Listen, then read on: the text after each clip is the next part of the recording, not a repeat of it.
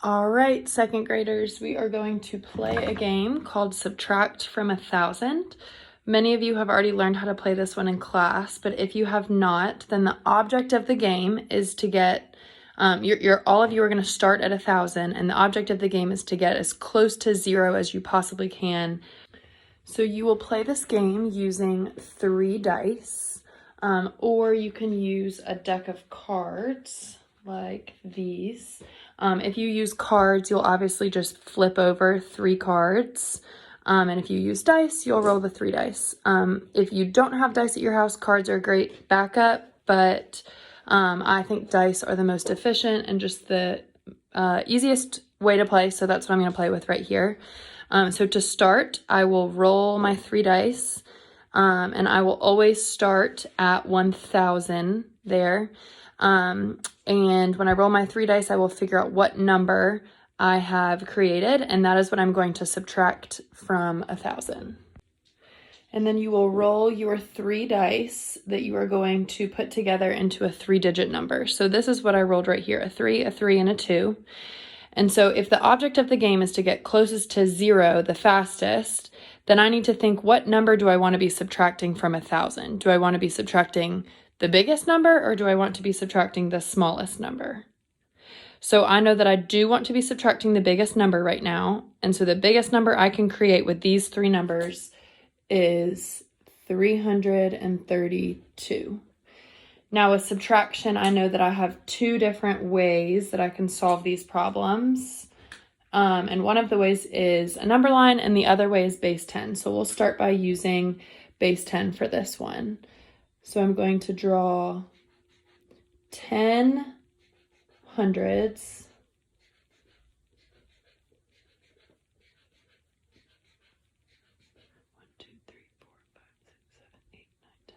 10 hundreds, because I know that 10 hundreds equals 1,000. And I'm going to start by taking away my hundreds here. So I'm going to take away 3 hundreds. And I took care of that. The next thing I need to do is take away 3 tens. Well, I don't have any tens here, so I know I need to take this 100 and make a trade for 10 tens. And now I can take away 3 of the tens.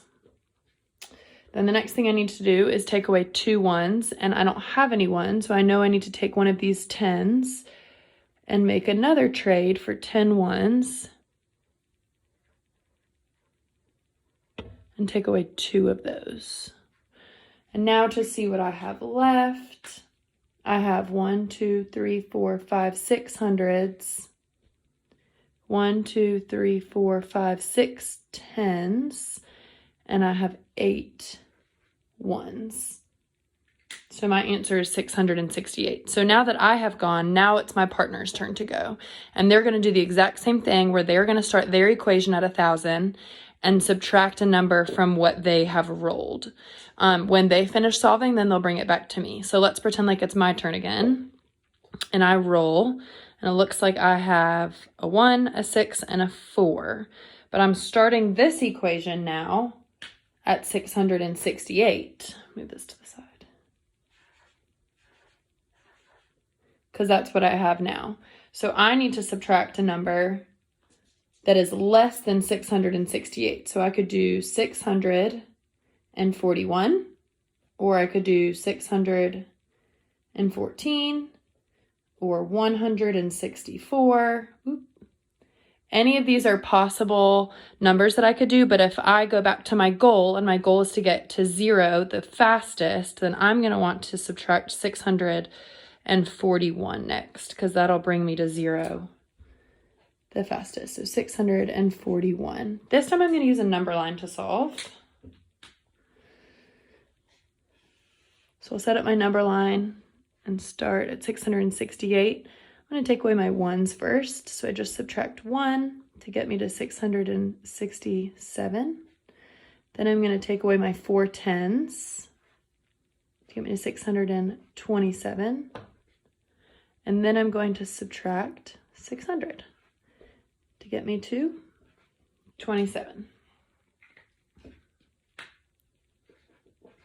So now it's my partner's turn again. So you and your partner will keep going back and forth, and you can switch between using base 10 and a number line until someone gets as close to 0 as they possibly can. Now, my next turn would start at 27. So it would not make sense for me at this point to be rolling 3 dice, because I know 3 dice will give me a number in the hundreds place, and I don't have a number in the hundreds place. So at that point, I can lose a dice and just do 2. If I roll a number that is greater than the number that I have, then I lose my turn, and then it's my partner's turn. And so that is how you play Subtract from 1,000. Students can play this game with a sibling, they can play with their parents, and then they could play on their own and time themselves to see how quickly they can get to 0 if they don't have anybody available to play against them. Have fun playing.